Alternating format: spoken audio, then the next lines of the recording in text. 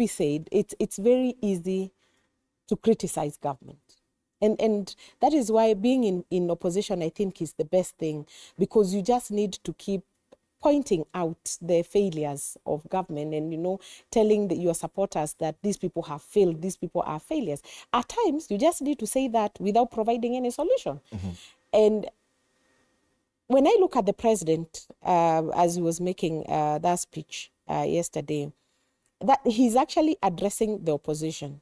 But then, in as much as he's addressing the opposition and telling them that you're just saying, you know, what are the alternative? I think the people in the opposition need to provide alternative, and that is very important, so that we also know if this is not working, then what works for us. And that doesn't mean that then the current regime continues you know, doing things as they have always done. You know, the fact that the president saw it right to go and see the former president, for me, first of all, that was not, it was not a coincidence. It was something planned. I mean, you can tell in politics, things don't just happen. Yes. And the fact that he went to see him, and of course I looked at the 9 issues that were raised, or the 9 issues that they discussed as per the former president, Uhuru Kenyatta. Those are the same issues that have been raised by the Gen Zs, by the church, by all of us.